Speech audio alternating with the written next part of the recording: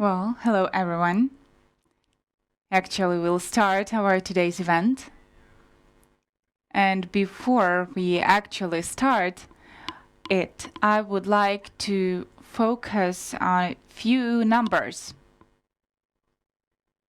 What actually we found out on the level of territorial communities, what kind of key findings are there, what did we see on the level of territorial communities, and what kind of losses were there. And I can tell you that we are talking about 9 territorial communities, and we will talk actually exclusively about those communities. And later on, we will explain why so, and why actually these communities that we took for implementation of this project. Well, first of all, I would like to mention to stress that in the framework of implementation of this project, we already found out more than 1,200 million hryvnias of losses that were caused due to international crimes in the territory of Ukraine to different territorial communities. That's a huge amount. And when we were working on that, when we were trying to find out the amount, and when we were looking at where the money is spent, and actually the money is spent to cope with the consequences of the international crimes committed, we saw that the money is taken from educational field, medicine, social sphere. That is, we do understand that Russian Federation, by its crimes, is trying to kind of return us a few dozens of years ago, and that at the cost of this money, we could have had certain development. The other number that we found out, on the level of 9 territorial communities, more than 500 persons were killed, more than 500 were injured. If we are talking about destroyed housing, it's approximately 1,500 of residential premises. If we are talking about the damage to houses, more than 5,000 objects of residential objects. In addition to that, business objects were destroyed, transport was destroyed, other property of the citizens of territorial communities was destroyed. The losses caused by Russian Federation are just of colossal number, and we have to talk about that all the time. And our today's event actually is dedicated to this, so that one extra time we can focus on what kind of losses are caused on the territory of territorial communities, to the citizens themselves and to territorial communities. And in the framework of this project, I would say straight away that it's kind of a first stage of our work with territorial communities when we were finding out what types of losses are there and how we should work with those. And actually later on we will work with communities on all these data to go to both international registry of losses and Ukrainian registries, so that these numbers, the analysis of those losses can be documented and used in order for Russian Federation actually later on to cover those. I can say so. As for how our today's presentation will be going on, I would like to say straight away we were working on the level of Cherkasy, Donetsk Oblast, Sumy Oblast, and Chernihiv Oblast. Well, today, together with my colleagues, Natalia Yesina, Executive Director of the Northern Human Rights Center, and Marina Kuprikova, co-founder of the Eastern Human Rights Center, and Dmitro Naumenko, who is a lawyer of MART Public Organization. He's present online with us today. Today we are going to speak about each oblast separately. We will focus on the losses and results that we found out. Well, actually, before we start today, I would like to mention that the implementation of this project we implemented the project with the support of Ukrainian Community for Human Rights, which is working in the framework of the within the program of USAID Human Rights in Action program. Colossal job has been done under the framework of the program, and it will not end. It will continue. Yeah, okay. Where I would like to start before we switch to the fact how we are going to show you what we found out, what kind of losses, and what we've been working with. I would like to tell you a bit about the methodology, about how we've been working, what information we've been working with, actually. That's important in order to understand further on, based on what kind of information we've been working and what this information was relying on. I would like to mention straight away that if in Ukraine everyone is talking about direct losses caused to territorial communities, we made one step further. We are working with the category of indirect losses. We were trying to find out what kind of indirect damages are there in territorial communities and what does it mean, direct and indirect damage. If we are talking about direct damage, we can talk about, direct consequences, murders, injuries to civilians, destruction of civil infrastructure objects, destruction of transport, destruction of businesses. That is, these are those visible losses that we all see and that is mentioned in media. If we are talking about indirect losses, then here we were working with the data, with the information on what funds are spent by local self-governments in order to cope with those direct losses. Here we were working with the information, namely how much funds does local authorities spend on recovery for the objects that were destroyed, objects of civilian infrastructure, or how much money is spent on the local level in order to support IDPs. We've been also working with the information how much money is spent to build shelters, for example. That is, we were trying to find actually information how much does local authorities spend in order to cope with the consequences of international crimes committed on the level of territorial community. I think that this information is going to be interesting for you because the number that I named before that, it's colossal, it's huge. And we already see that quite a lot of articles of budgets on local level are reformatted and redirected to the articles of budget in order to cope with the consequences of this war. I think we will start and we'll talk about what is happening on the level of territorial communities.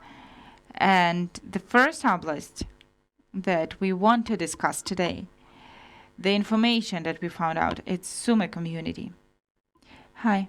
Will we have the presentation? Yeah, can we please turn on the presentation? So, Sumy Oblast, I think that everybody understands that Sumy Oblast, which has a huge border with the Russian Federation, has suffered and started suffering, one of the first ones due to the length of the border, due to their proximity to these neighbors, and because, unfortunately, the neighbors came to us really quickly.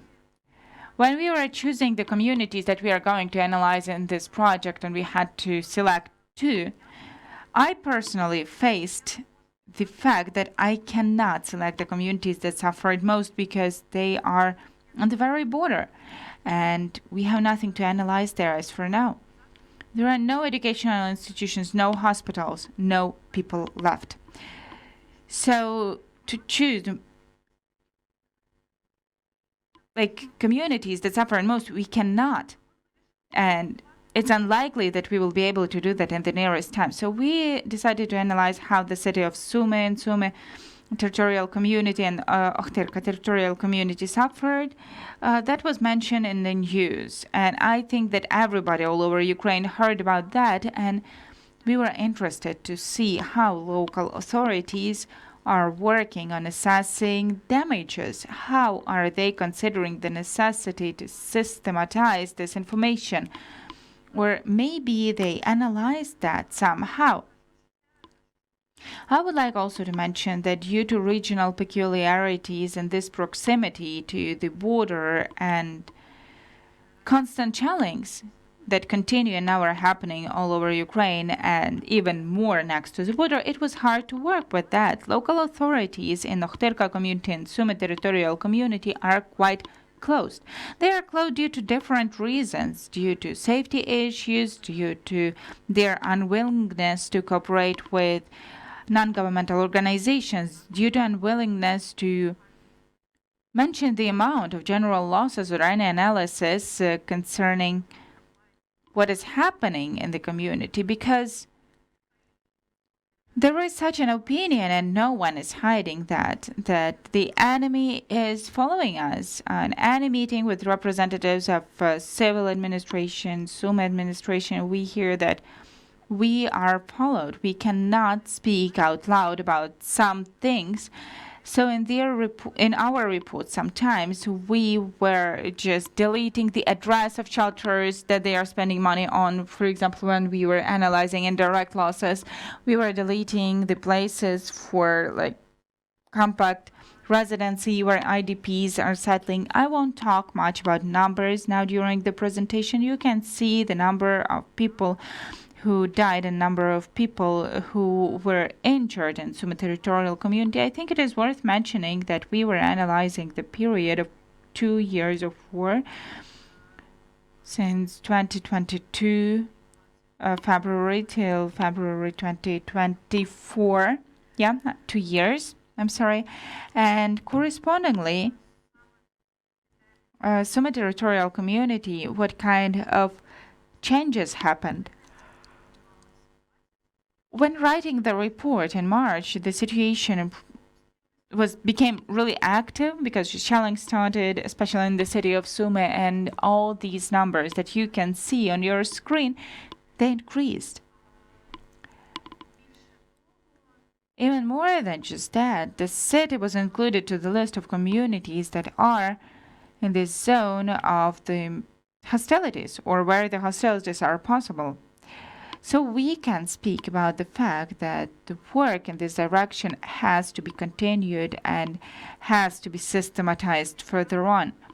In the framework of our work, both in Sumy and Okhtyrka region, we registered now it's more than 3,000 episodes of military crimes. That is just tribunal for Putin. The initiative just documented that. If we are talking about criminal investigations officially, we have more than 2,000. Why there is such a difference? Because we are trying to document everything that we learn of, and sometimes criminal investigations are combining events, so there is some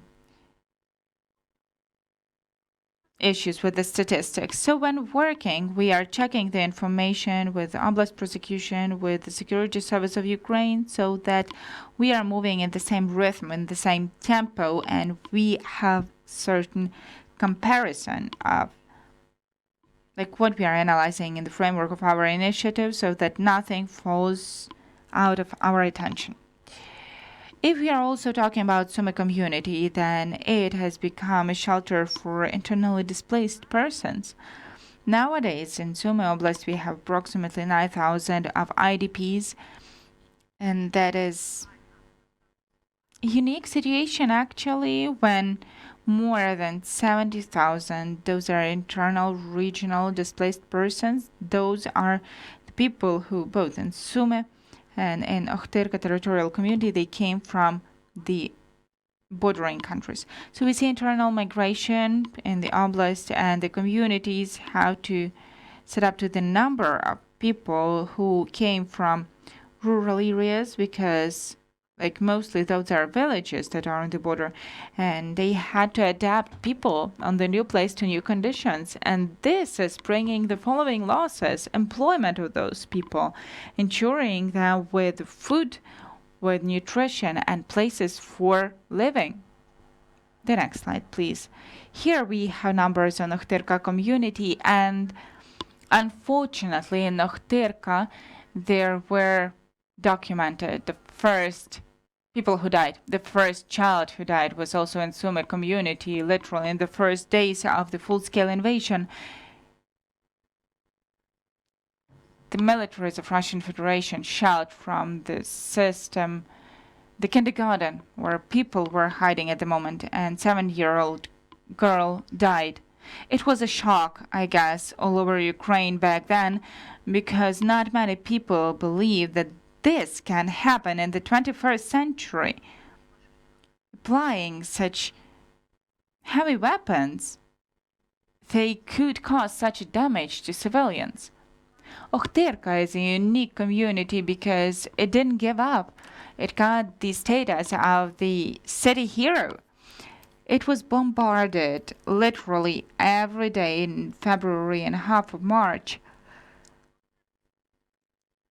Nevertheless, it coped. In Okhtyrka, the city council is fully destroyed. You will see the numbers in our report in more details, and the building of the city council. It was reconstructed still, and I have certain doubts about its reconstruction, because if you come to the center of the city, there is just a pile of stones on the place where the city council used to be. In Okhtyrka, the buildings have historical meaning, like the museum or a few other buildings that used to be beautiful and had their architectural value. What else I would like to mention is that the communities. Now, it is hard for the communities to analyze their losses due to certain problems with the absence of systemic approach. They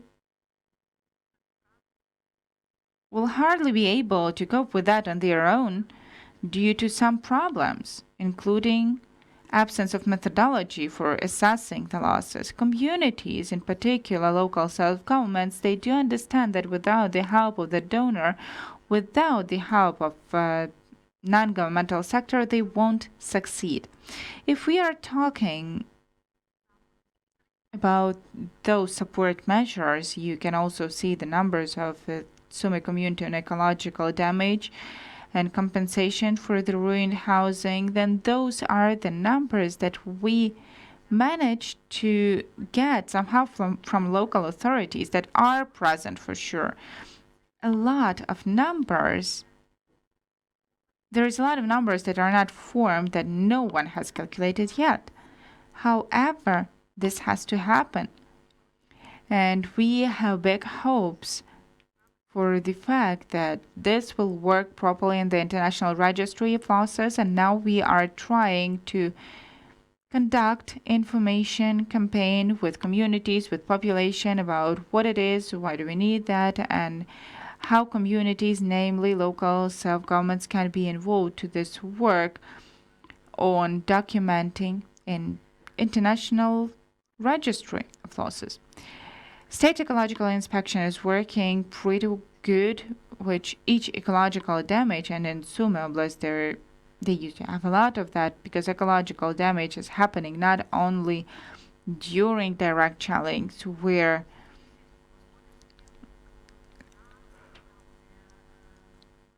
the fields are burning, the bridges are ruined, and even after the destruction of buildings, there are the emissions into the air of dust, dirt, and other things. That is damage from the destruction in Cherkasy community, then chemical plant in Sumy territorial community, when we got the ammiac, which went just straight into the air and went to Oblast center. And nevertheless, state ecological inspection is working really good, and we have some ecological damage, which is also indirect damage survived by our community. So I think that by combining our efforts in non-governmental sector and also the efforts of donors and local self-governments, the step by step are just opening up for the public sector. They understand the necessity of cooperation and some kind of benefit from the fact that we are helping with our actions to analyze big percentage of information. We will be able to make it so that nothing is omitted by our attention. Everything is documented and nothing is forgotten.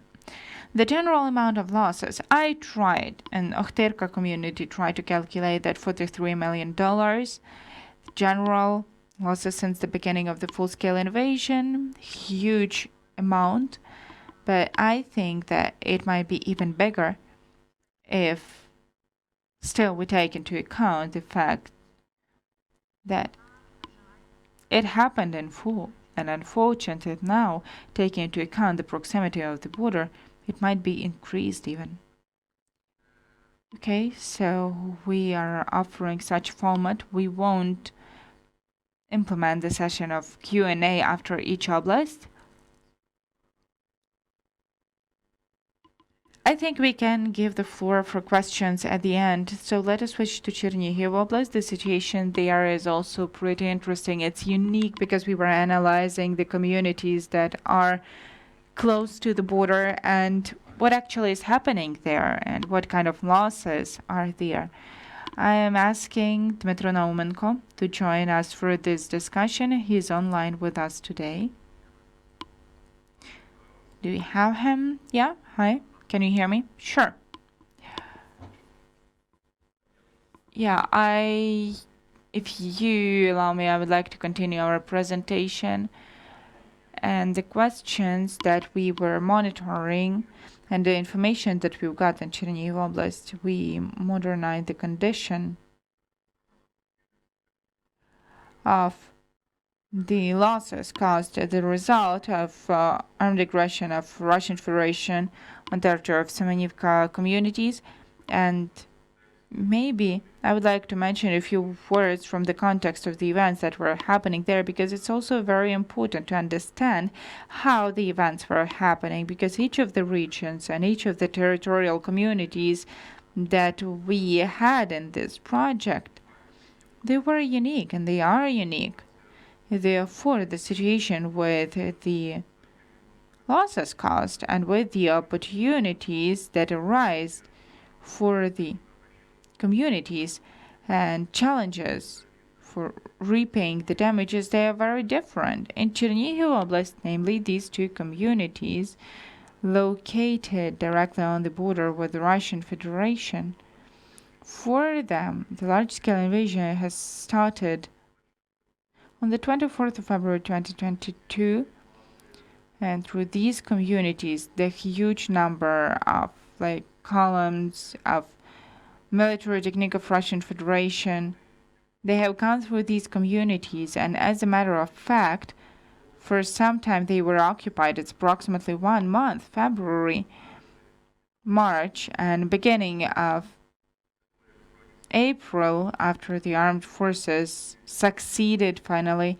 in liberating those territories, and the losses and the damage that was caused, it has started since the very first days, because when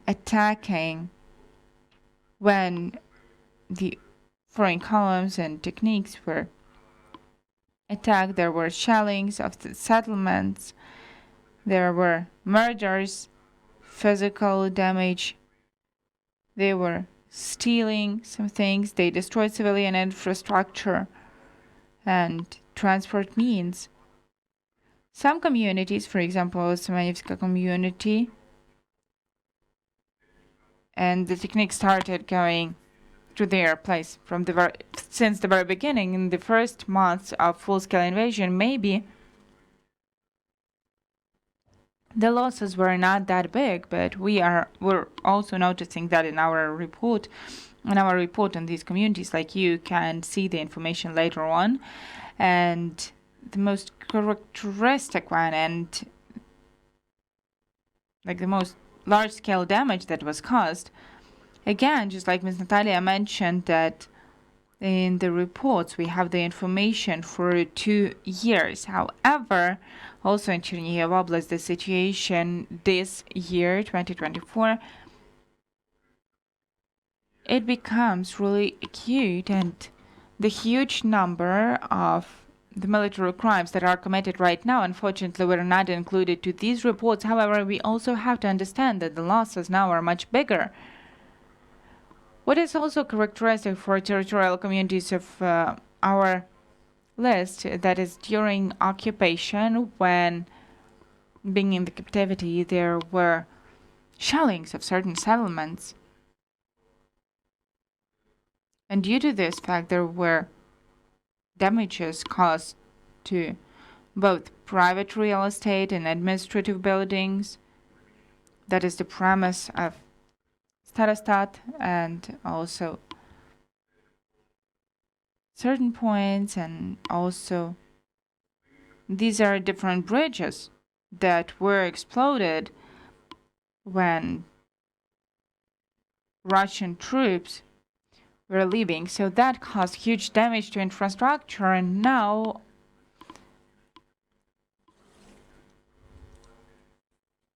most objects cannot be renovated due to safety situation. And what I wanted to mention is that the biggest number of losses was caused after the occupation of the territories, when the mass terror of borderline settlements was caused, when Russian troops started shelling from various types of weapons.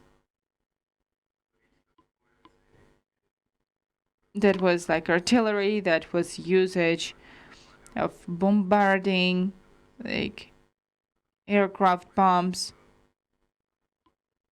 etc. And then the attempts to go to the territory, like the format of those groups, they were causing damage to population. That is, they were shooting civilians. That was shooting of the transport. And as for the situation with the number of population, that was very interesting, because during February and March, when these territorial communities, fully or partially, were under occupation, due to the fact that active military actions didn't happen there, and at the time the city of Chernihiv and the surrounding territorial communities, they underwent mass shellings, and in some time the residents of the settlements, and later on, they noticed displacement of people to these communities, kind of borderline communities, because the situation there was more or less stable. And when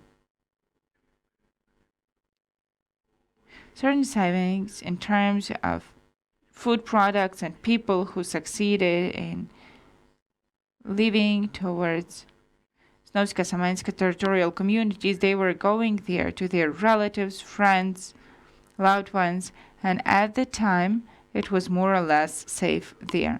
However, after the occupation, after active shellings has started of those borderline settlements, the massively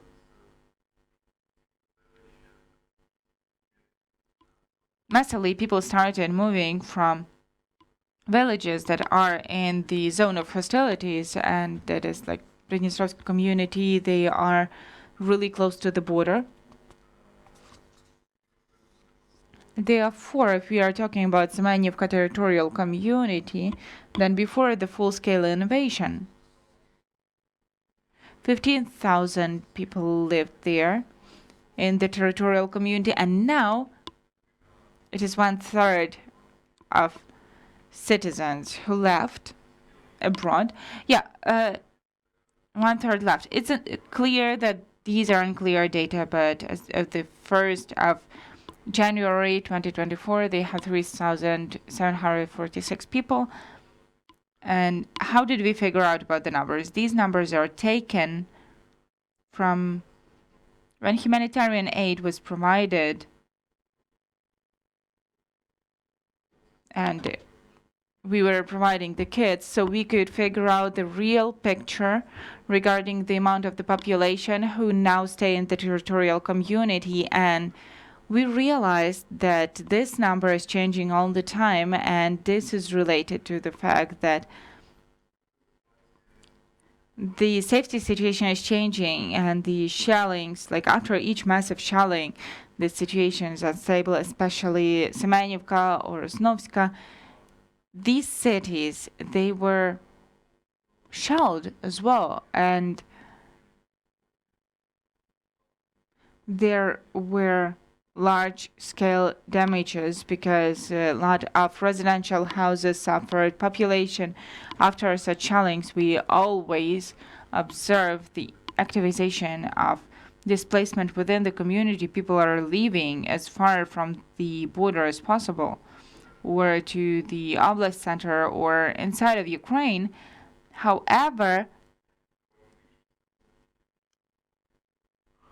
what is characterizing our oblast? IDPs are people who were displaced within the oblast or within certain communities, territorial communities, that is also showing some peculiarities for providing support and problems with providing the places for comfortable living. And again, the safety situation is pretty difficult, and even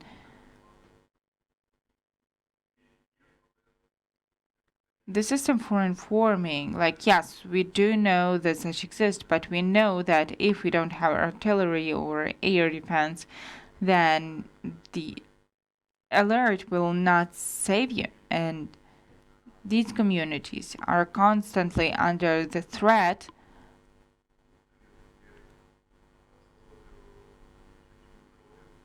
of shellings and the threat to their life and health. As for the losses for each of those territorial communities, you can see it on the slide regarding the survivors, and it is clear that during the broad-scale invasion for Snovsk community, during the occupation, Russian militaries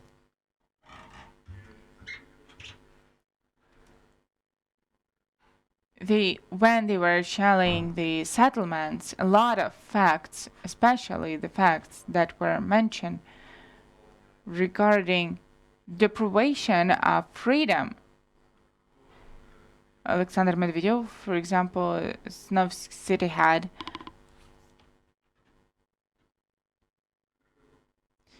He was kidnapped from his working site, and he was kept in captivity, just like his colleagues. And there were cases when other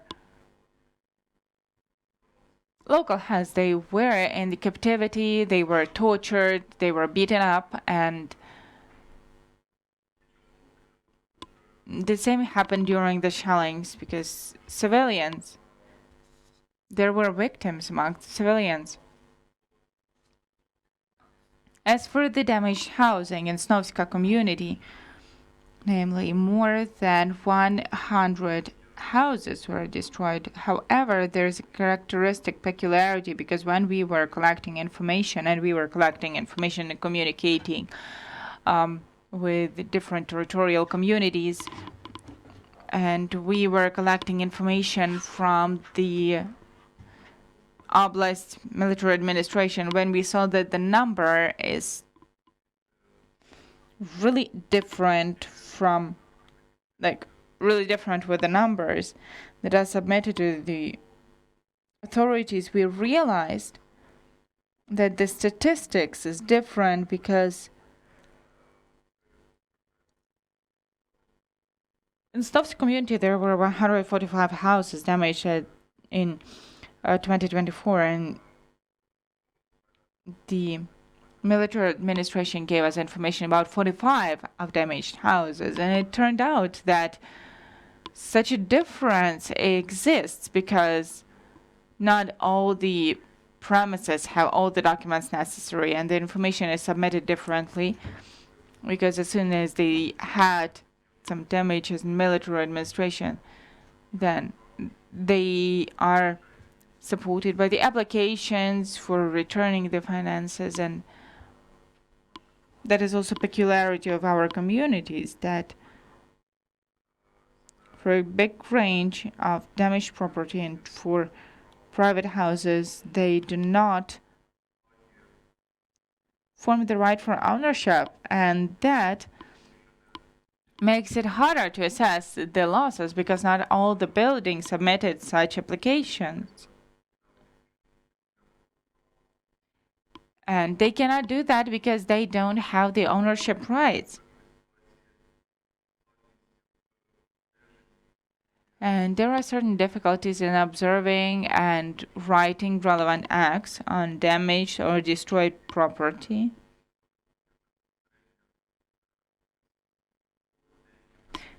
For some, it is close proximity to the border, and for some cities, it's even like a few meters that separate them from the border, not kilometers. So the management committees, they just don't have the possibility to write the act on the damages caused. And correspondingly, this is also creating this impossibility of getting the compensation for the damaged property. And that is true for the private business as well, because, for example,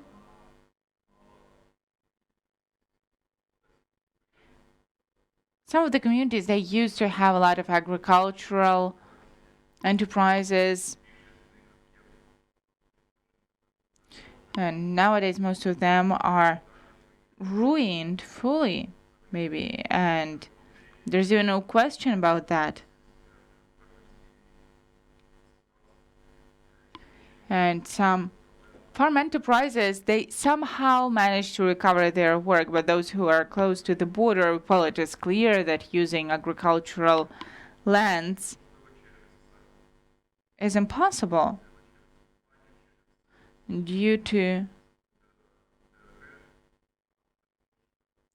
minings and due to, like, again, construction of fortification structures, and this is also used on these territories in the settlements. And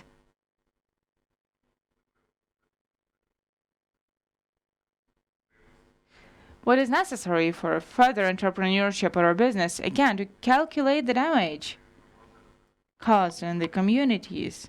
And it is almost impossible because any processes on documenting the damage are really impossible when we have the meetings with the heads of the communities and the settlements that are shelled. Most of all, those are settlements that the settlements where the population has left already, and the number of such places is calculated in dozens. Or, for example, there are some spaces when there are one or two residents. And we were also talking with the heads, and they said that when making like some attempts to come to those settlements, there were some cases when civilian cars, people were shot from the drones, and sometimes the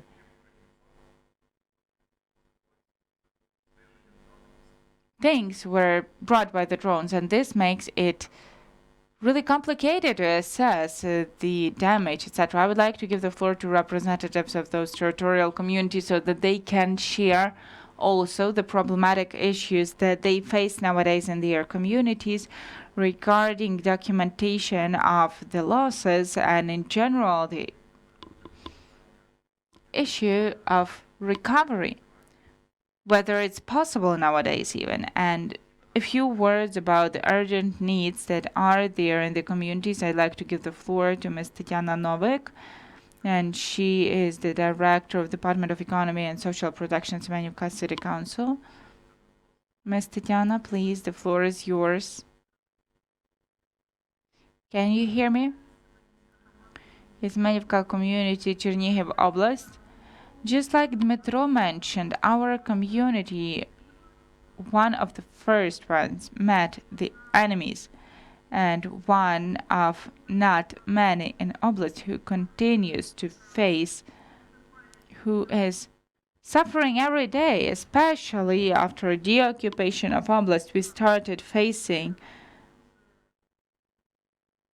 in a really close manner, I would say, and Russians started shelling us, taking into account the fact that the border with length more than 140 kilometers, a lot of settlements that in general are in big proximity, even like some meters are separating them from the border. Our agricultural team and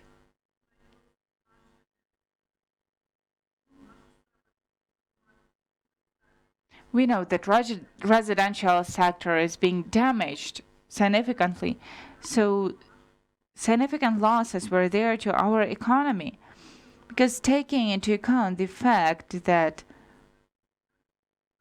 it is shelled and taking into account safety situation, most of our agricultural enterprises has no opportunity to work on agricultural activity. We are one of the communities in Oblast who used to develop small and medium enterprises in agrarian sector.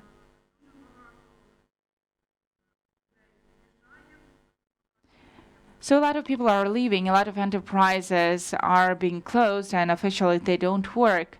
From our side, as the local self-government, we are trying to meet their needs, and we give some benefits to our entrepreneurs for taxes and fees. In turn, of course, the budget isn't getting much enough, and there is some damage, and we cannot fully help our citizens due to the fact that we face destructions every day, because every day, I guess there was no such a day when we would have no shellings. So due to the safety situation, we can say how much and what kind of losses did we get, what kind of losses we are going to get, but still the citizens stay. They live here, they work here, and we truly hope that one day that will end. We will rebuild, we will help it recover, and we will improve the life in our community and in Ukraine in general. Thank you very much. Yeah, thank you very much, Ms. Tatiana. Indeed, the situation is very complicated in your community, as for also the question about the city head. And in one day, like literally, we just discussed that a bit. And we thought of some plans and prospects, and then in a day, literally, there was a shelling of the central part of the city.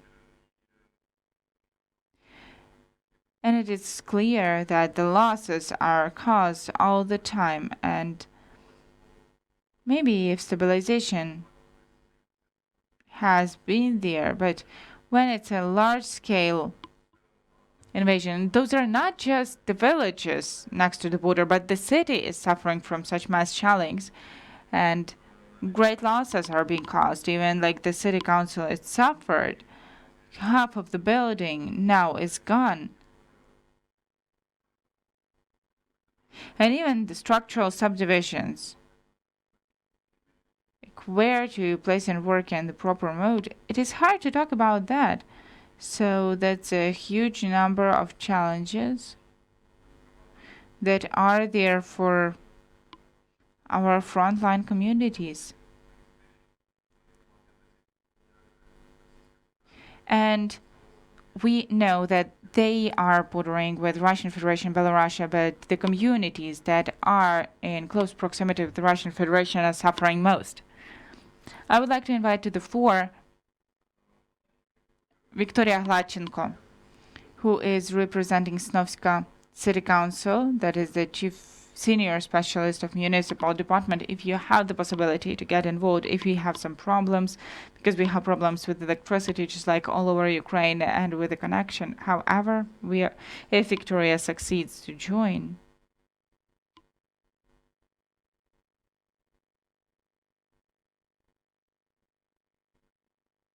it seems that I see that she joined, but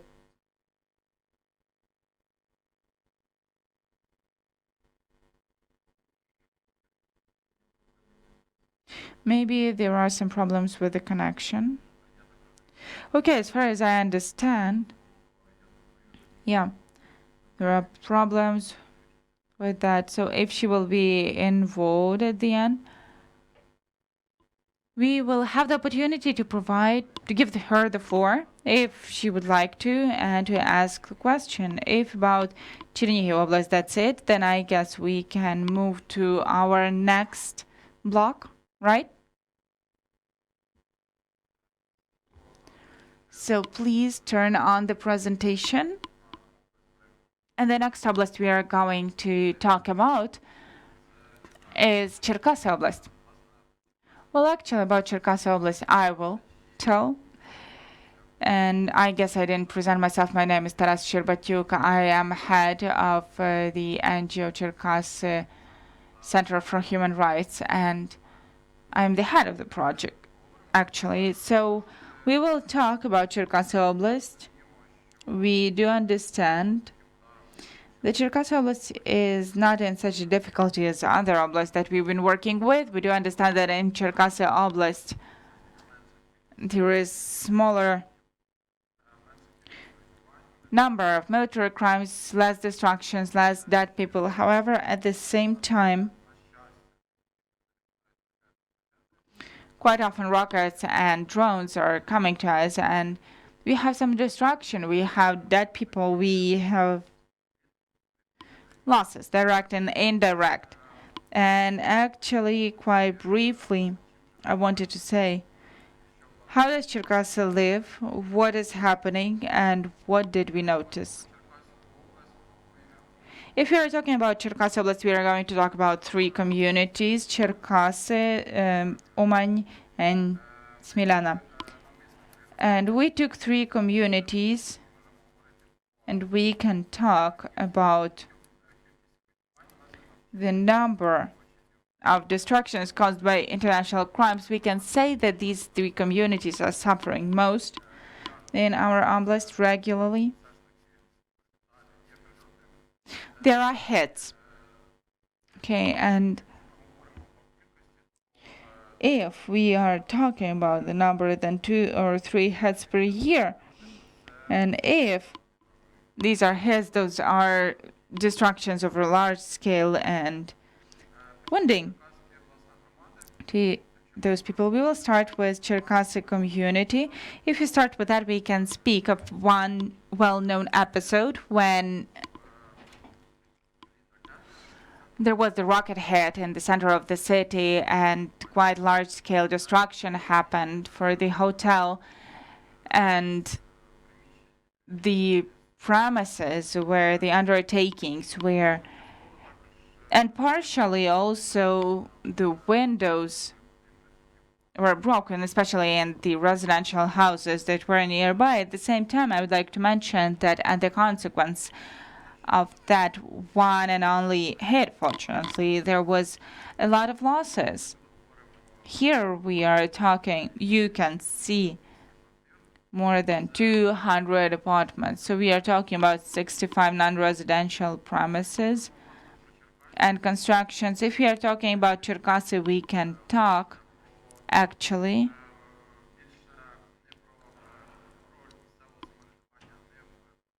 about the role of local self-government, not in coping with the destruction, because we didn't have a lot of that, but we can talk about the initiatives that were implemented by the city council with for support of IDPs and local population, which in this or other way is still suffering from consequences of those international crimes. And I'd like to share quite interesting initiatives that are there in Cherkasy community. First of all, it's, well, I guess maybe one of not many business support projects, because we are supporting business in the Cherkasy community that suffered as a consequence of the military crimes committed. And as of today, that's not just a initiative on paper, but the money is paid. More than 1 million was paid to undertakings for their support so that they can have the opportunity to just recover their business or maybe to start another one. I can also speak of some interesting initiatives in Cherkasy community concerning supporting IDPs. As of today, the city council has opened 2 shelters, fully functioning shelters, that is for more than 200 people, if I'm not mistaken, and people already live there. And these are fully built and reconstructed premises with renovation, with furniture, and people who suffered most at the consequence of those actions committed by Russian Federation live there. Well, actually, if we are talking about Cherkasy community, there is quite a lot, of other initiatives related to supporting children and supporting senior people in payment of one-time financial aid and psychological support. That is, on the example of Cherkasy community, we can say that still the work is happening. There is certain support for people, and actually that's the example for other territorial communities, because out of those 9 communities we've been working with, we did not actually see such initiatives for supporting businesses and building shelters, and I dare say with such complex support of those people. But at the same time, if we are talking about damage, I can say straight away that the money that is spent, it's big money for building shelters, etc. And this money is spent as a result of war, and we are also taking that as some type of losses, because the community could have not spent the money. They could have directed the money to other needs that were mentioned earlier already. If you are talking about Smila territorial community, we can be brave enough to say that there are 2 large-scale events and 2 hits of rockets, and as a consequence of those rocket hits, we see destructions of a large scale, quite large scale, that is damaged or ruined 175 residential houses, private residential houses. If we are talking about Smila community, we can talk about the destruction of private houses, not the apartments for many floors. And that's a huge number, even as a result of those 2 rocket explosions. If we are talking about human victims, we can mention 1 person who died and 14 who were wounded. And this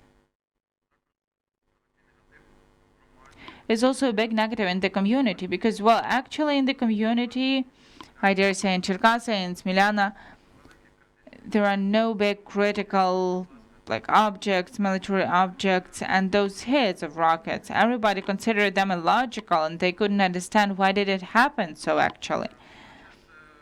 At the same time, as for the local self-government's actions, what they did in Smilana City Council. Smilana City Council, I would like to say that in the framework of Initiative Tribunal for Putin, we were documenting everything that is happening in the community as a result of those 2 hits. And either the same day or the next day we were coming to objects, and we could see actually how the city council was involved into this work. We could see how the cost of local budget they are procuring construction materials, and how actually the support to survivors was provided on the local level, and how the collecting points were organized. And it's a huge work and large scale work, I would say. For this type of work, they had to spend certain resources, both human resources, financial resources, in order to cope with the consequences committed on the level of the Smila community.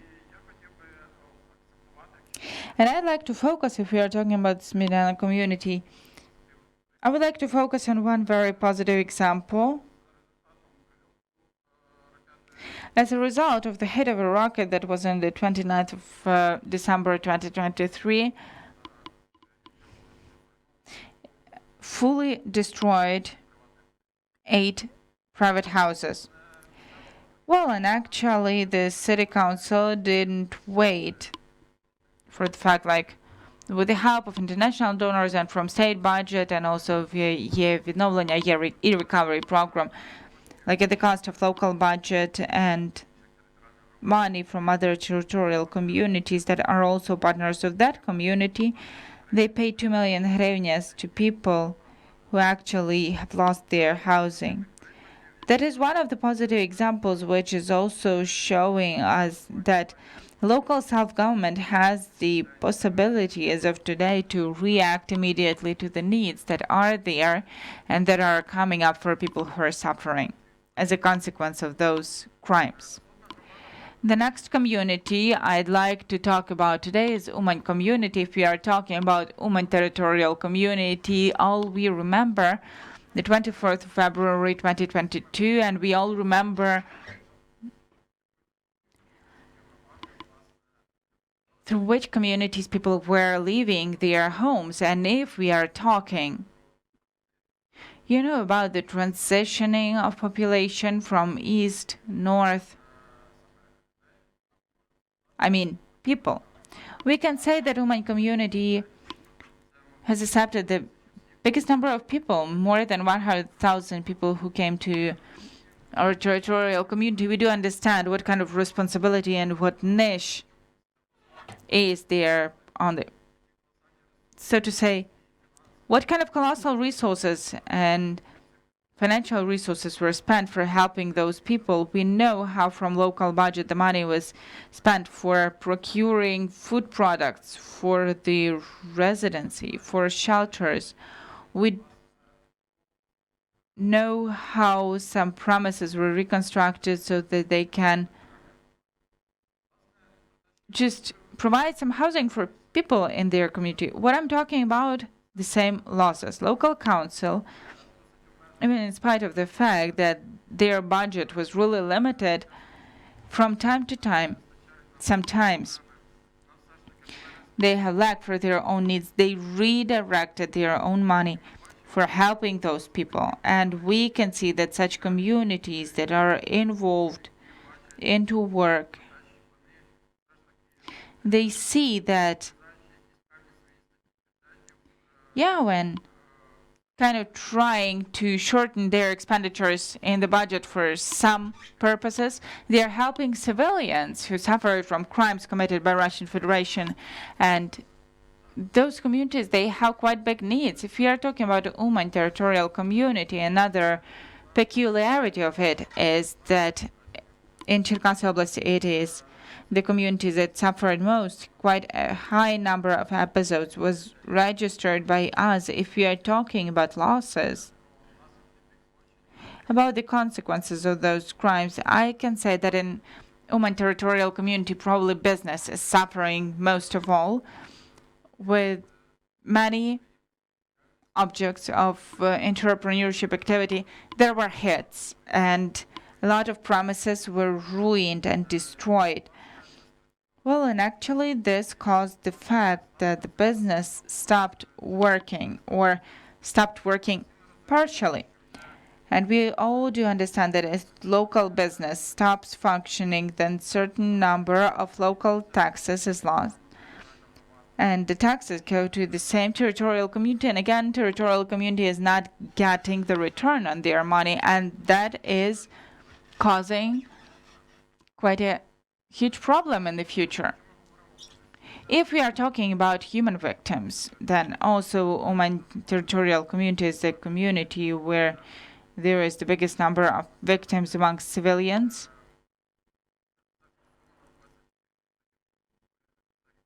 There are already 24 people who died. And most of those people, they died because of the rocket hit to their residential house in 2023. That is direct hit of the rocket, as far as I understand. And actually, half of the building was fully destroyed. And if we are talking about that very case, then we can say not only about some victims, but more than 500 of residential buildings were damaged. If we are talking about reaction of local self-governments,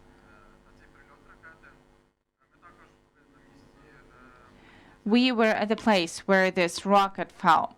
The next day, we saw how local authorities were involved, and actually they were reacting to the consequences of that destruction, and we saw how the work was organized. It was organized pretty good, and we saw some colossal resources that were spent for certain support to survivors took place. I would like to briefly tell you also about Sumy, about amounts of the indirect losses, just like Natalia mentioned, just like Dmitro mentioned. I would like to say straight away, it's very hard to document that somehow, and we were managing the information that was given by local self-governments and the city communities gave us, and this information actually they found out that on their own, based on the data done by their financial department and other organizations who were reacting to the international crimes committed. If we are talking about Cherkasy community, we can talk about the amount of 130 million already. If we are talking about Smila, then it's 44 million. If we are talking about Uman community, that's approximately 200 million hryvnias that is spent actually for organizing the work with the civilians who suffered, provide certain support, organize shelters, and provide support to businesses, and a lot of other things we need to work on, or local self-governments have to work on in order to react immediately to the needs that are there for the local population. As for Cherkasy region, you can see that quite a small number of committed military crimes were noticed. We see the colossal damage caused by the crimes, and actually with these losses, we'll have to work on these losses with local self-government, and I think we will. That is the first stage, as I mentioned already, and next we will just think of the certain losses for certain projects, and we will work on that further on. Well, before switching to the other oblasts, I would like to give the floor to Uman City Head, Irina Plitnyova. If she is with us, then please say a word. She had to be present here today with us, but unfortunately, she had the case of emergency, so she's going to join us online. If we can turn on Mr. Taras, I'm really sorry, but Miss Irina is now also very busy. She is absent, so she told me to participate in this Zoom meeting and to provide information which maybe will be useful for all of us. It's Helena Kucha in the city of Uman. So you said 464 objects suffer, 17 business objects, and 9 objects that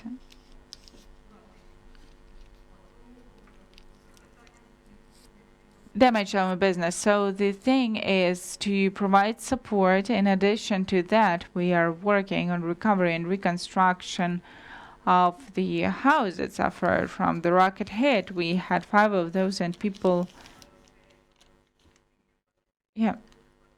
those who died in 2023, 24 people, and children among them. Everybody knows about that, and we had to take 7 million from the city budget so that they can get the proper amount as a compensation. And today we are conducting reconstruction of the building at the cost of the state budget. The tempo of that is really low. People are not really happy because they want to make that till the heating season. They want to come back to their apartments. So we think, how can we help those people so that they can live there? Like, some people are living in social hotels, and some, like 99 apartments. Other people, they are living at the place that their relatives are, etc. And international organizations are helping, but the 11 hits of drones to industrial zone, those that damaged the industrial objects, and also people were harmed, people who were injured up to the amputation of the leg, the young person. That is also a big problem for us today, to liquidate the consequences of those 2 million. It's just a very small amount, because if you take all the amount that we spent from the state budget and from international organizations to accept IDPs and do the transitioning and just give the living space for people brought to us by buses, etc., and SOS, this sum of money is huge. And I think that this is the task number 1. What kind of losses are there in the state budget? Because we have 360 people of senior age in the House of Veterans only, and that is living and food and everything. And the cabinet of ministers now say that they forbid to such institutions to claim like some benefits. So we will try to find some solutions. It's good that religious organizations are helping us on these issues. They are very kind people. In spite of how hard it is, still they are trying to help. And of course, the 15,000 of IDPs who are living today in Uman, also that is help, support, which is regular. So together with you, I think we will do the right calculation of all the losses, and we will continue all of that further on. We will get what's ours. Yeah, thank you very much. I would like to remind you that, with joint efforts, we are going to work on actually documenting all the crimes that are taking place, and actually further on to assess the losses that are caused to territorial communities. And before we go to Donetsk Oblast, actually, I would like to focus your attention on one quite big problem that was mentioned to us by undertakings also when we were working on implementation of this project. So we were asking, did you assess already the losses that were caused to you, and whether the work is being done in this direction? I would like to say that maybe one of the main problems when assessing damages, I'm talking about the information from undertakings, from entrepreneurs in Cherkasy. That is the fact that the undertakings have no money to pay specialists in order to assess the losses. For example, if we are talking about the hit in Cherkasy, when the hotel has suffered, then in order to assess what happened, like the consequences of destructions, the amount mentioned was more than 300,000 hryvnias. If we are talking about undertakings in the city of Uman, the farmers, it's state enterprise. So we were asking, how much do you need in order to assess the losses that were caused to you? The amount is more than 1 million hryvnias. Both are saying that, well, actually, we don't have the money in order to launch the procedure. And this is the biggest challenge. That is, later on we will have to work and we will have to think where we can find the money so that we can assess the losses objectively. And now we are talking only about direct losses to assess those in order to give, the precise and objective numbers to international donors and also to international registry of losses when it will be possible. As for the problems, I think that maybe someone will have some questions and we will talk about that, but we are switching to Donetsk Oblast. So Marina, the floor is yours. Today we are working in the conditions when unfortunately the biggest part of Donetsk Oblast is under temporary occupation. Back in March 2022, we had the mandatory evacuation from the territory of Oblast. The front line continues to be really dynamic, and actually it couldn't not impacted the relationship with local self-governments because representatives of military administrations directly told us that safety risks from opening certain data are reducing the damage from it. In the Donetsk Oblast, we had two communities, Kramatorsk and Sviatohirsk. I will start with Kramatorsk. The city of Kramatorsk first faced temporary occupation back in 2014, just like with the first destructions. And also, they faced that on the 24th of February 2022. It is worth mentioning that Kramatorsk is an industrial city. It's a really big agglomerate of transport construction enterprises. Therefore, military aggression and the martial law in February 2022 had significant impact on social-economic impact of Kramatorsk community. The budget forming enterprises, absolutely all of those, either stopped their activity in the framework of community or they changed their legal address. At the end of February 2022, almost all enterprises in the field of trade temporarily stopped their functioning on the territory of the city.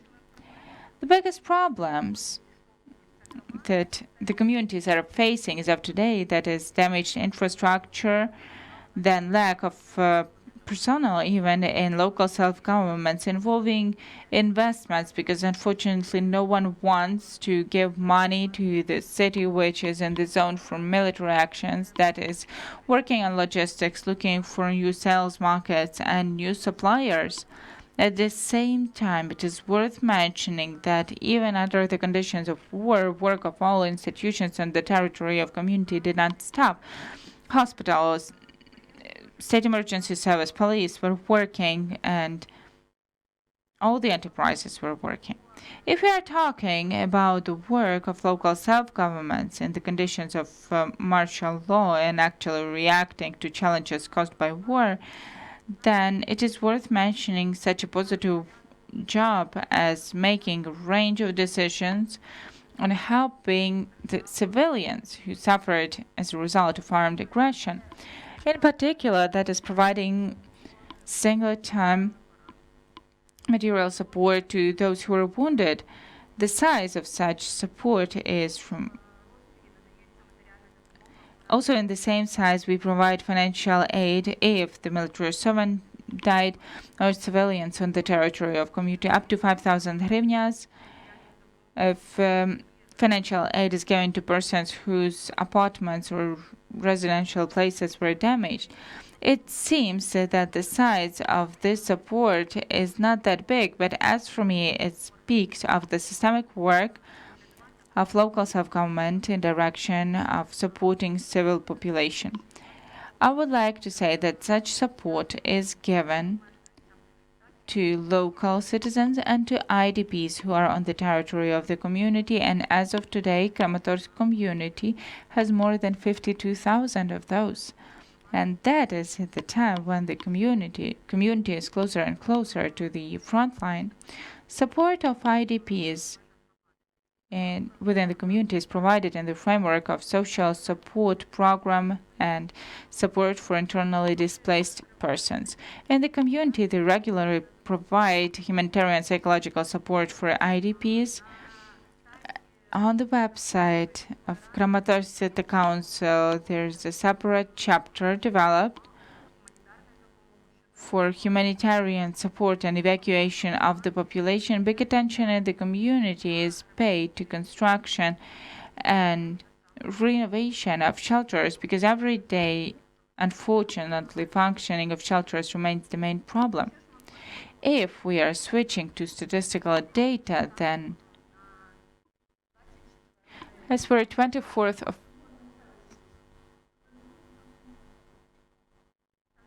So as for the 24th of February 2024, we are talking about 97 people who died and 332 injured. If we are coming to the number of the damaged housing, more than 1,190 private houses that were damaged and 456 buildings with many apartments. It is worth mentioning that Kramatorsk in 2022 became really powerful evacuation hub of Donetsk Oblast because it is from here that evacuation from the territory of Luhansk Oblast was conducted and from the territory of Donetsk Oblast till the 8th of April 2022 when there was a hit on the railway station in the Kramatorsk city.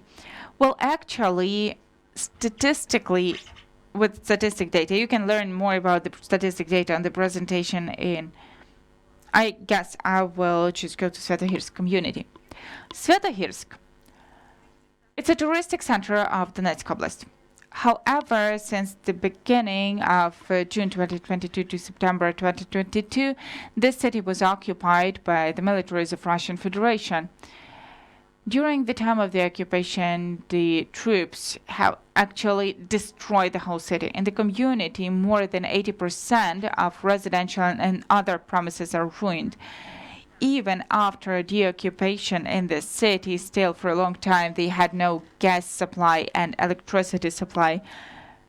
Due to lack of water supply, there was even need in just opening some sanitary modules because just people could not wash themselves and they couldn't wash their things, their clothes.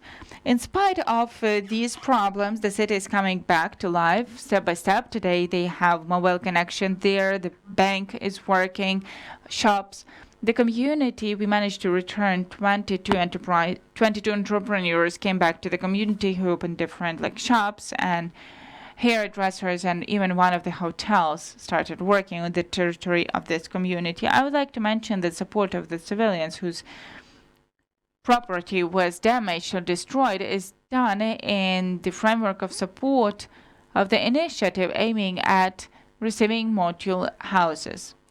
The citizens of certain list of villages in the city of Sviatohirsk can register and just get a modular house in the city of Sviatohirsk. I would like to mention how open the representatives of Sviatohirsk city administration are to cooperate with international organizations, taking into account the fact that humanitarian situation in the city at the time of the deoccupation was horrible. This is what allowed us to ensure provision of humanitarian aid such as food kits or personal hygiene kits, or, for example, recovery of the bakery, local bakery work for the free of charge bread.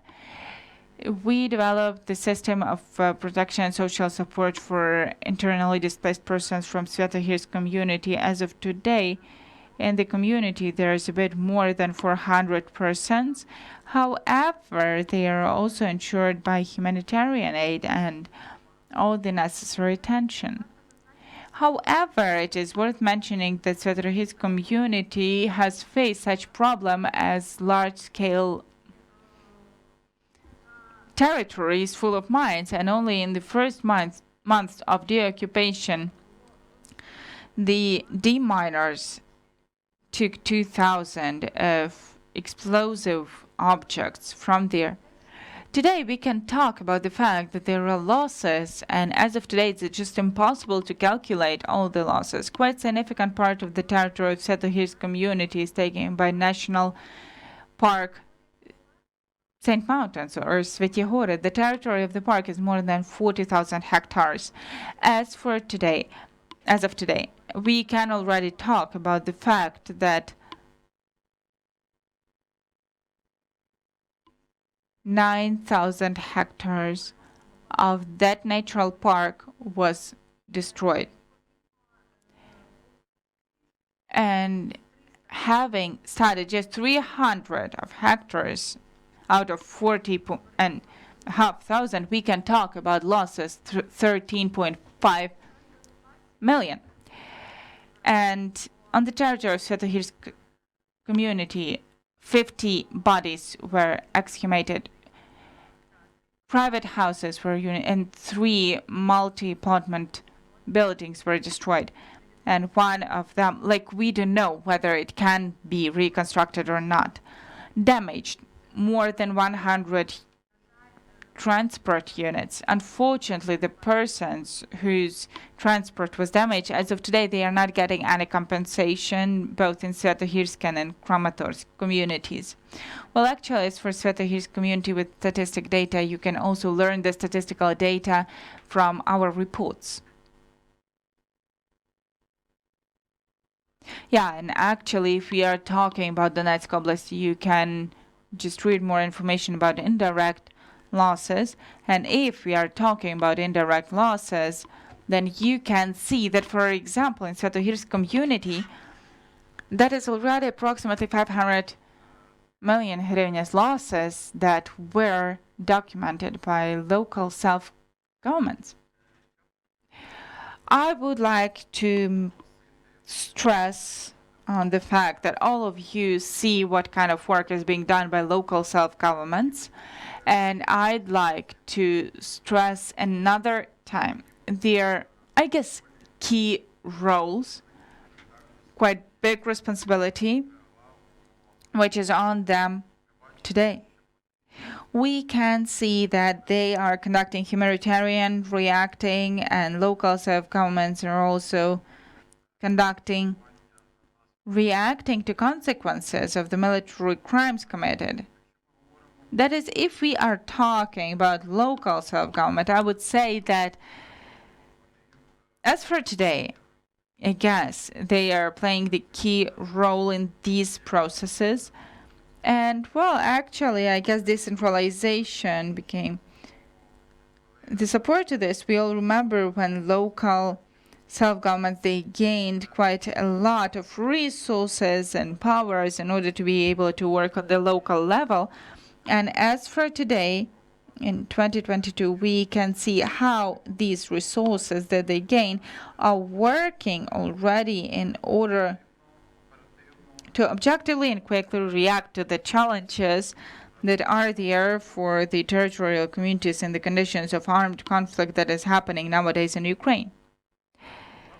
Well, actually, that's my focus on the role of local self-government. If actually anybody would like to add anything to that, or maybe if you have any questions, then we are waiting to hear your questions. It would be also quite interesting to talk about the access to information and the conditions of war, and actually the questions that we've been working on. Well, before going to Q&A part and maybe possible discussion and the role of local self-government and solving the problems that are there on the local level, I would like to share our quite brief conclusions and recommendations about what we see, actually, what we have to do in the future.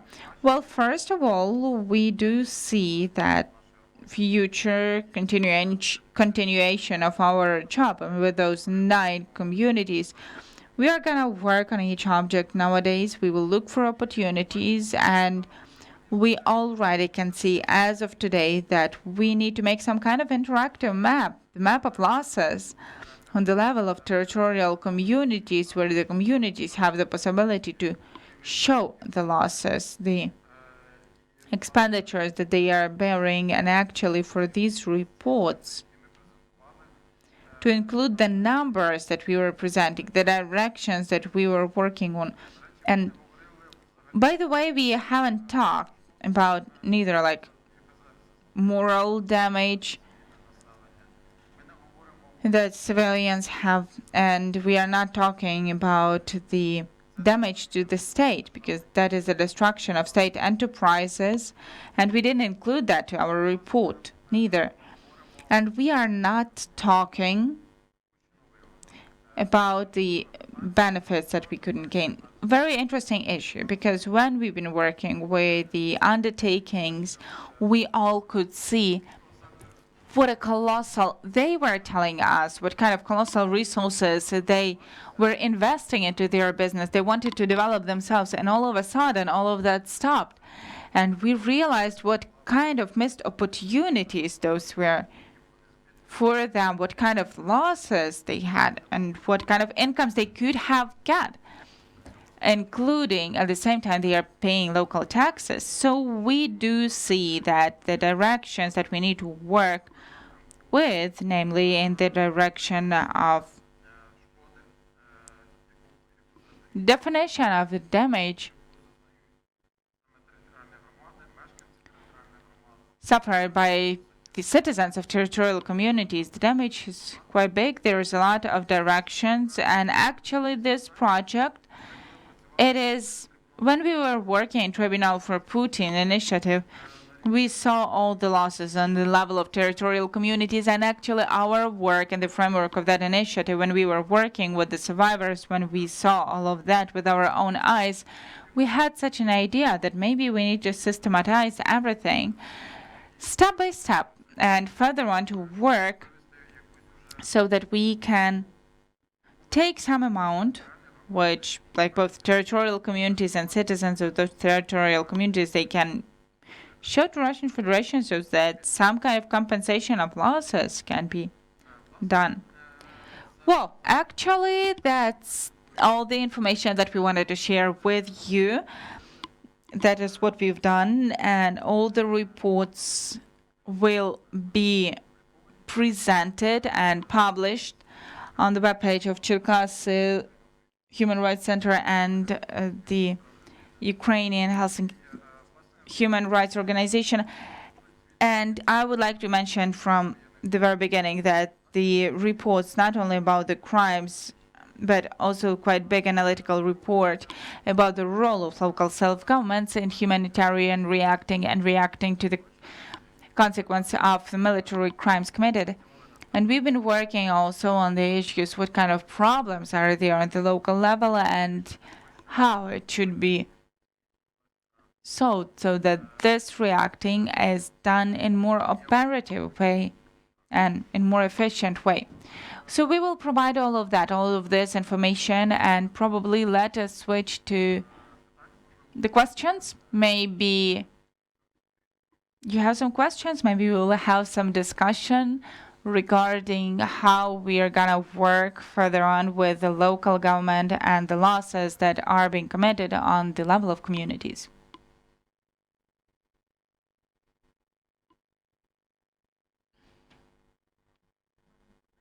Dear colleagues, thank you so much. It was very interesting, and it was a lot of information. I'm the head of Kyiv Office of International Registry of Losses done by Russian Federation to Ukraine. Well, actually, the registry that was mentioned today multiple times, and it's incredibly important for us to cooperate with the civil society. And it's incredibly important to cooperate with local self-government. Therefore, I'm very happy that I'm here in person and I have the opportunity to communicate with you directly. That is the beginning. Of course, there's a lot of things to do for us. I will take up to 5 minutes. If necessary, just stop me if I want to skip my word. But I'm going to give certain explanations, and then I will have a very important question to you. Regarding the key moments that you were mentioning, I was trying to make some notes so that we can also see the further joint moment. You think I can? Yeah, so that everyone can see you. Oh, okay, maybe that will be better to see. Thank you so much. I'm always, yeah, please. So, International Registry of Losses that we were talking of today many times already. First of all, there are a few very important points that we need to address to our communities, and it is very important that, as you're saying, you start this work here and now, because the International Registry of Losses that was created under the Council of Europe, as for today, these are 43 states that actually are participants of the registry. In addition to that, the European Union has already submitted the first category of claims. And that is the first message, the first step towards working with communities, towards working with the citizens who suffered. And we can start that here and now. Because during your messages for each of the oblasts, we already heard about the amount of the destroyed houses, and that is that very first category. And we are talking about the housing, about the houses of private persons who suffered. That means that the first bridge between your researches and the further steps, we can do that already now. Then, very important point regarding the fact that these days, at the end of the second quarter of 2024, the Council of the Registry is working on finalizing the next block of categories. We are expecting for submission for opening the next 12 categories that will include IDPs. You were mentioning them today, and probably that will include those natural persons and families where their relatives died due to armed aggression.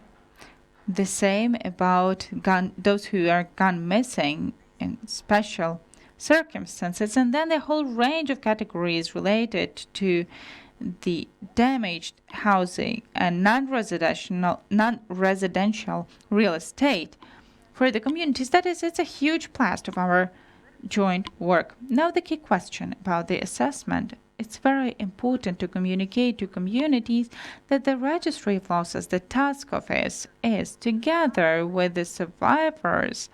And actually, you're gonna go to them and the experts will come to them to collect and to accumulate losses caused by Russian Federation. At the same time, the registry itself, which is the first stage of compensation mechanism, will not check the assessment and will not conduct the assessment. That will be the task of the future compensation committee.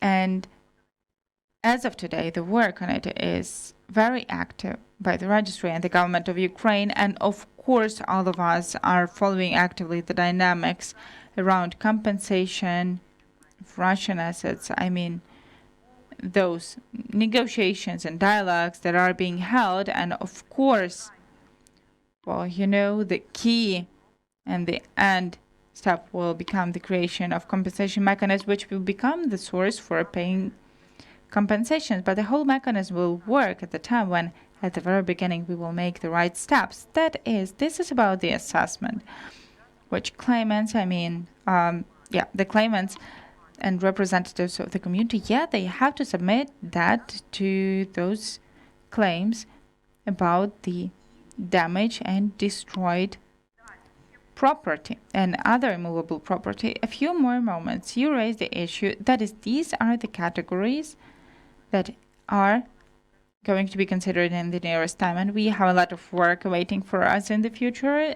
In total, the registry has offered up to 45 categories as of today that in general will be open for submission, and correspondingly they will open up in groups. And, well, not first of all, but also in the queue, there are categories concerning ecological damage, damage to environment, categories concerning cultural heritage and historical heritage. Separate category is a category of expenditures related to demining. Then they have that in Group B. And what is very important is the issue which was mentioned by you today multiple times. You mentioned that indirect expenditures that went for recovery, and they wouldn't have been spent by the communities if not for the armed aggression. But it's very important that the registry itself in the list has provision for and used humanitarian expenditures in order to cope with the consequences of aggression, and this humanitarian support is about the B category, it's by the state and local authorities, etc., and category C, where it says about business. That is what we understand when we have it in more detail, like these humanitarian submission after the form is developed. But the very approach, what is important here and now, the approach itself is fully corresponding to those international processes and correspondingly the position of the registry that we already have. And I would like to end by the thing that is very important. We need to understand the complexity of moral damage and the general approach which was dictated by the theories of national, international right. Of course, the whole country has suffered. Of course, everyone lived through suffering and some disorders and some worries. Well, actually, that's happening every day. But what is very important that the compensation within international compensation mechanism, just the damage of certain level. And as a rule, it means the following, that the moral damage is that compensation, like the compensation payment is covering the moral damage that a person survived as a consequence of suffering, death of their loved ones, people who are gone missing, tortures, captivity that they survived, sexual violence related to conflict, and other numerous categories that the registry has determined as the categories of natural persons, survivors, that will open up for submission step by step. And you were mentioning the hardest numbers of those who died, of those who were tortured, of those who became people with disability and they had hard physical injuries.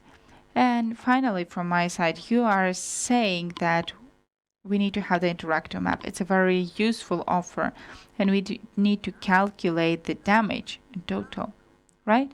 In order to have the understanding of how it's going in general, to understand what is needed for recovery, to understand the compensation that will happen within international compensation mechanisms. But here and now, when working with the communities, we have to be united in the fact that the approach of the registry, the following each category, is submitting individually for each of those types of damage that were determined by the registry. That is, altogether, when we are calculating both the damage for recovery of lands and demining of lands and cultural damage and the damage to residential real estate, well, the registry won't work this way. For each of the types of damage, the claimant is submitting the claim, and one claimant who had multiple losses can submit much more than one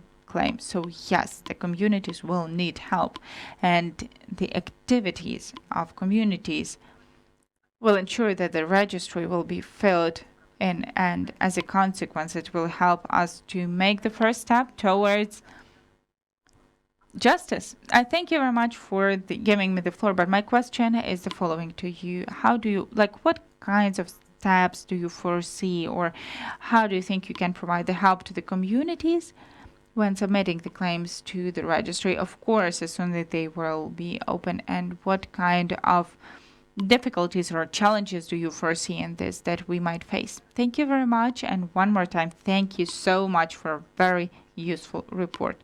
Well, we started step by step working with the communities. We are explaining what is International Registry of Losses, and it seems to me very important to invite you and your colleagues to the communities, to oblast centers, to cooperate with regional, local, military administrations and involve the communities. Because if we are talking about Sumy, there's coordination center for support of the survivors, and our organization is included there, and the communities that are even in other territories, they are joining us online just to start talking about the International Registry of Losses so that they understand how relevant and how important this process is, the process that is just starting right now. And as for the obstacles, my colleague from Chernihiv mentioned that it is absence of the right for ownership, which is providing the full opportunity to owners of now ruined, destroyed housing to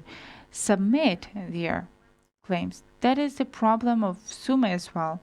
When we were going to one of the communities, not the one which is now represented in the process of this project, but there is a Hluchiv community in the framework of Tribunal for Putin, we submitted our report and we had a question, USAID had a question. Why is it there's such a little number of claims about compensation? Because as a matter of fact, on paper, there are no legal owners. There's a lot of damaged houses, but there are no requests. So this is going to be the big moment, which is an obstacle. So now on the level of communities, we are discussing that already. We are discussing that on coordination center. We are discussing that when having negotiations with our non-governmental organizations and representatives of international donors who are coming regarding the fact to work nowadays with the citizens who they hadn't made their documents perfect yet, but for them to already work on their documents with the help of numerous donors that currently provide free of charge legal aid. Yeah, I would like to mention that Dmitry also mentioned about safety situation when we cannot objectively find out what kind of losses were there, because if the person goes there, the person might die. Those are more like about the borderline territories. But as for the offer, how this process can start, yeah, I do agree with the fact that on the level of these coordination and monitoring councils on protecting civil population, they exist in each oblast, to conduct some first coordination meetings to communicate, because some work on the level of oblast centers has been made already, and all the territorial communities are going to that center, and then together with them, probably, like I had such an opinion, such a thought, on the level of oblast to create this interactive map. Maybe even in Cherkasy we will start, because we had less losses and we know like the situation which is happening there, and we need to conduct that in each oblast, so that we start the process so that the communities know what to do and how to do. Because I think that not all of the communities still know all the mechanics of work, how they should work with the registry, and how to communicate in the framework of solving these issues. Yeah. Yeah, if you allow me, just literally like one moment about the feedback coordination centers of protecting civil population. Yeah, we will need to involve them primarily. That's a very effective tool of coordination. However, as far as both journalists and local self-governments are here, I would like to comment straight away that submission on destroyed housing, where there is a mandatory requirement to have the document from the state registry of their rights for the property. Now it was launched in the functions of perfect situation, but the registry itself, we are not talking about recovery. It's very important to understand and to talk with the communities about the differences of international mechanisms, these national forms of support that Ukraine is implementing together with donors. This is really valuable. So in the framework of the registry, when the full function will be open for damaged housing, it will be enough just to go to the registrator or to the notary, and in case if they refuse you, just to add something to the registry. So that is, they are trying to focus on the challenges that are there on the national level, but this is possible only via joint action. Thank you very much. Yeah, maybe I will even add one more time, like literally just one thing, what I mentioned already regarding where to take money for assessing the losses. If that is about business, then it's quite a huge problem. If it's about local self-government, then here we need to work in order to have some regional programs and have the opportunities to assess that, and that's a huge work. And I think that this work will last for the nearest years, because this year no one will find money anywhere because a lot of money is spent to cope with the consequences in general. At the same time, we could have worked so that for 2025 we just provide for some money and we start making assessment of the most critical objects that were damaged and work on that.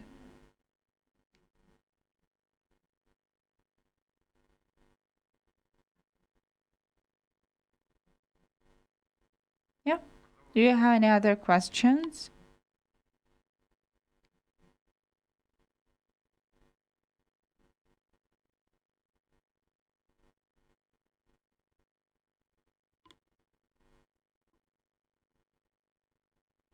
Thank you. Hi. Everything that was mentioned is information, and you've been working, as far as I understand, with local self governments, with access to public information, so some criteria were there. How open local self governments were, and how does it impact further on processing similar projects? And there was information about Sumy that if the information is not mentioned. I understand when we are talking about the address of the shelter, that's one thing, but the other thing is if like that is some usual like peaceful object which was damaged, then probably we should speak about that, vice versa. Thank you. Yeah, I guess I'll start. Well, actually, if we are talking about access to information, and the conditions of this project and in general, when we were working with local self-government, I can say straight away the issue is complicated because not all the communities and not always you can get the relevant information quickly. And we couldn't get the necessary amount of information in order to form actually our reports. However, now we've used quite a lot of different methods in order to get the information, and we've got it. And I like to say, I guess, that, soon we are going to publish that in our analytical research, access to the information by local self-governments and the conditions of the armed conflict. So I would like to mention that, well, actually, information politicians, that is about all the communities. In our opinion, it's on quite a low level. As for the access for protecting the rights by local citizens and the consequences of those crimes committed by Russian Federation, well, actually, when we've been analyzing the resources, information resources on the local level, then neither websites nor social networks did not provide us with this information. We didn't see it there.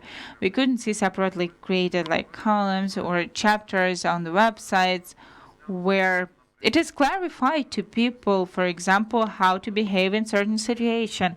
And I am not talking about civilian protection because the chapter of civilian protection is everywhere, but that is about a bit different situations. So this direction is also quite big, and we are going to work on that, and we are going to ask local self-government to publish more information about what is happening in the community actually in the conditions of war, and in order to give maximum of information regarding what should people do in certain situations, and that is both for local population and for IDPs. Well, actually, this issue is quite complicated. I will say that one more time, and it's not easy. Yeah, I will just say a bit about that. That you're a bit wrong because Sumy are now reacting better, and when implementing our report, including the last months, I can see algorithms how to work because these algorithms started developing. After our meeting with local self-government representative, the website of Okhtyrka was updated, the social networks of the city council are updated, and the administration becomes more open, and even created joint chat with non-governmental service providers in one of the messengers so that they can react quickly to similar requests, because actually, like the safety issues, it should be of high priority, and when a lot of questions is asked, this is causing certain worries for anybody, including representatives of local self-governments. As for the absence of rubrics, resources, and update of information, if you are talking about small communities, for example, Chernihiv, or just like Marina said, Kramatorsk, which is suffering from lack of human resources, we can explain that by lack of qualified people. And one of our events was really successful in the framework of this project, where the representative of the Institute of Mass Information, and they had, in my opinion, very active coordinated media.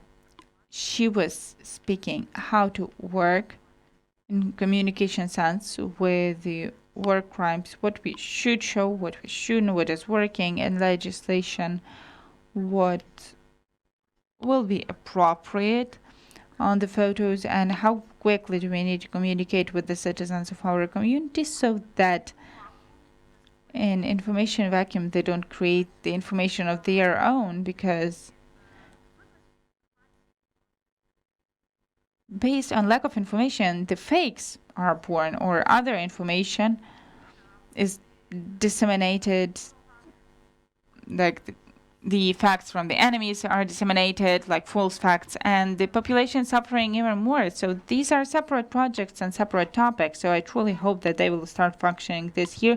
We have some results on, like, for example, activization of a journalist community in Sumy, and we are planning to create the joint council at the local administration, and journalists and local self-governments will be included there, so that together we can work in the field of information safety and correct informing the locals about military crimes. Thank you. Maybe there are some other questions? If we have no questions, then we can end. And thank you very much to all of those who came, to all of those who were with us online. I think that further on, we need to continue combining our efforts and work with the topic and react together to the challenges that we've got because of the military crimes of Russian Federation and the territory of Ukraine. Thank you so much.